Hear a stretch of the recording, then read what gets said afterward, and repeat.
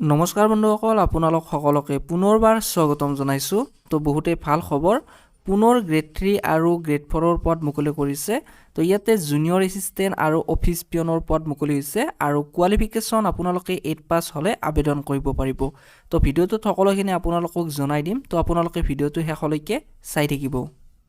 তো এইখন হৈছে অফিচিয়েলি এডভাৰটাইজ। তো এই পদকেইটা হৈছে office of the superintending engineer PWD Haflong circle হাফলঙৰ ফালৰ পৰা। তো ইয়াতে আপোনালোকৰ গ্ৰেড 3 আৰু গ্ৰেড 4ৰ পদ মুকলি কৰিছে। তো জুনিয়ৰ এছিষ্টেণ্ট আৰু অফিচ পিয়ন।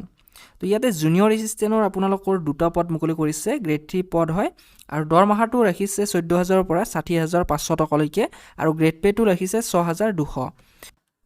আৰু এই পদটোৰ কাৰণে কোৱালিফিকেশ্যন বিচাৰিছে আপোনালোকে বেচেলৰ ডিগ্ৰী যিকোনো ষ্ট্ৰীমৰ পৰা পাছ কৰিলে ইয়াতে আপোনালোকে আবেদন কৰিব পাৰিব। আৰু লগতে আপোনালোকৰ কম্পিউটাৰ টাইপিং আৰু ইংলিছ ড্ৰাফটিং এইখিনি আপোনালোকে জানিব লাগিব। আৰু নেক্সট পষ্টটোৰ নাম হৈছে অফিচ পিয়ন। ইয়াতে আপোনালোকৰ এটা পদ মুকলি কৰিছে, গ্ৰেড 4ৰ পদ হয়। তো দৰমহাটো ৰাখিছে 12,000ৰ পৰা 52,000লৈকে আৰু গ্ৰেড পে' ৰাখিছে 3,900লৈকে। আৰু কোৱালিফিকেশ্যন আপোনালোকে 8 পাছ হ'লে এই পদটোত আবেদন কৰিব পাৰিব। আৰু এই দুয়োটা পষ্টৰ কাৰণে বয়সৰ সময়সীমা ৰাখিছে 18 বছৰৰ পৰা 42 বছৰ বয়সলৈকে। আৰু যিখিনি ST আৰু SC কেণ্ডিডেট তেওঁলোকৰ কাৰণে 5 বছৰ ৰিলেক্সেশ্যন দিয়া আছে। আৰু যিখিনি এক্স ছাৰ্ভিচমেন তেওঁলোকৰ কাৰণে 2 বছৰ ৰিলেক্সেশ্যন থাকিব।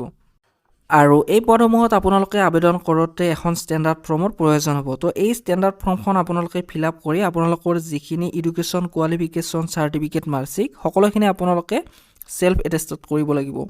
তো ইয়াতে আপোনালোকৰ age, employment, exchange, registration card, ETC, তো যিমানখিনি ডকুমেণ্ট আছে সকলোখিনি আপোনালোকে এটেষ্টেড কৰিব লাগিব।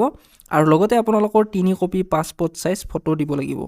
তো এইখিনি আপোনালোকে 20 জানুৱাৰীৰ আগত জমা দিব লাগিব। তো ইয়াতে আপোনালোকক এড্ৰেছটো দি দিছে, the superintending engineer PWD Haflong circle Haflong Dima Hasao. তো এই এড্ৰেছটোত গৈ আপোনালোকে জমা দিব লাগিব 20 জানুৱাৰীৰ ভিতৰত। তো এইখিনি আছিল ভিডিঅ'টো আপোনালোকক দিবৰ বাবে। তো আজিলৈ ইমানেই। জয় আই অসম।